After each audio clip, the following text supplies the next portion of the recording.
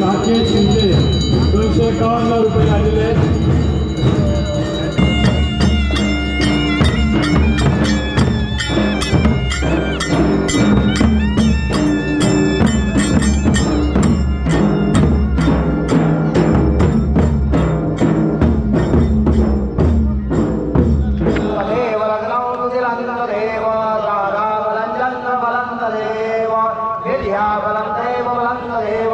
लक्ष्मी पदे गिरौ स्वरामे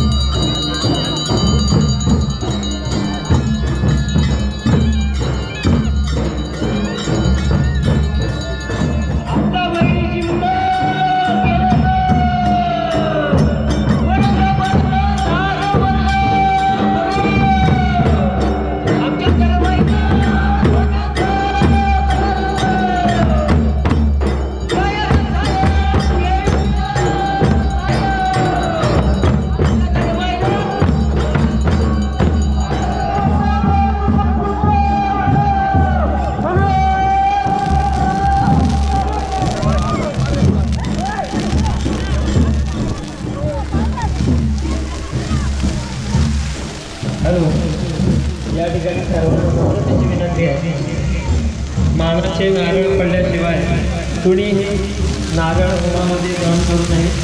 कृपया सर्वांनी ती दक्षता घ्या. मानाचे नारळ पडल्याशिवाय नारळ होळीमध्ये कुणीही ग्रहण करू नये.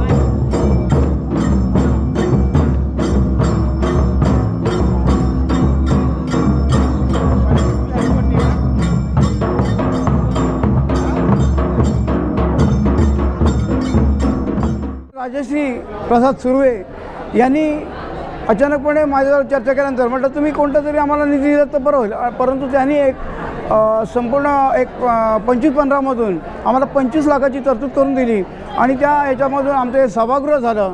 आमची ग्रामदेवता तळेकरीण सगळ्या मायरसनींना पावते, चांगल्या पाहुण्यांना सोयऱ्यांना पावते आणि अशा प्रकारे पावत असताना या मायरसनी आम्हाला ॲडव्हान्स पैसे देतो कबूल केलं आणि आम्ही ग्रामस्थांनी ही साण उभी केली आणि म्हणूनच आजचा हा जो कार्यक्रम आहे या सानेवर होतो आहे. आमच्या गावातले संपूर्ण गावकरी, मानकरी, अधिकारी आणि खूम हे सगळे एकमताने हा सण साजरा करत असतात. माहेरवसनी येतात, पाहुण्यांना ही देवी खूपच पावते. ही दुर्गामाता तळेकरी देवी, हिचा वारसा पाहुणे लोकांना, माहेरवसनींना प्रथम पावते आणि गाववाल्यांना पावतेच, गाववाल्यांना सांभाळतेच, परंतु पाहुण्यांना आधी आणि माहेरवसनींना त्याचप्रमाणे. हा जो 27-28 दिवसाचा जो प्रोग्राम असतो त्या प्रोग्राममध्ये मग ते खेळे गावात नाचणं, प्रत्येकाच्या घरात जाणं, पालखी फिरवणं, असे जे काय प्रोग्राम आहेत ते हा गावाचा परिसर जवळजवळ 7 ते 8 किलोमीटरचा आहे. आजूबाजूला 22 वाड्या आहेत.